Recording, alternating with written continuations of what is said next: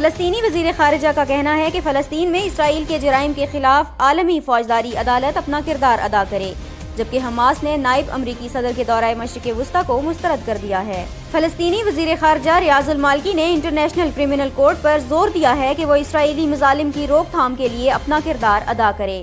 ریاض المالکی نے اپنے بیان میں کہا کہ چیف پروسیکیوٹر ICC کو اپنے اختیارات کا استعمال کرتے ہوئے فلسطینی عوام کے خلاف جرائم کو فوری طور پر رکوانا چاہیے۔ اسرائیل کے جنگی جرائم انسانی حقوق کی واضح خلاف ورزی ہیں۔ دوسری جانب فلسطین کی مزاحمتی تحریک حماس نے امریکی نائب صدر مائک پینس کو ناپسندیدہ شخصیت قرار دیتے ہوئے ان کے دورہ مشرق وسطیٰ کو مسترد کر دیا ہے۔ حماس کا کہنا ہے کہ امریکی نائب صدر کا خطے میں خیر مقدم نہیں کیا جانا چاہیے۔ حماس کے ترجمان کا کہنا ہے کہ امریکی صدر کی جانب سے بیت المقدس کے بارے میں متنازع بیان دینے اور القدس کو اسرائیل کا دارالحکومت قرار دیے جانے کے موقف کے بعد مائک پینس کا فلسطین اور خطے میں استقبال کا کوئی جواز نہیں۔ امریکی نائب صدر مائک پینس مشرق وسطیٰ کے دورے پر ہیں۔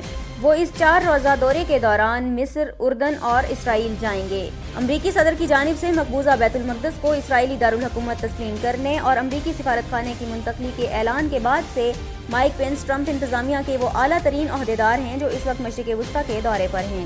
امریکی نائب صدر کے اس دورے کے خلاف مقبوضہ بیت المقدس میں فلسطینیوں نے احتجاج کیا۔ اس دوران قابض فوج نے مظاہرین کو منتشر کرنے کے لیے طاقت کا بے دریغ استعمال کیا، جبکہ کئی نوجوانوں کو حراست میں بھی لے لیا۔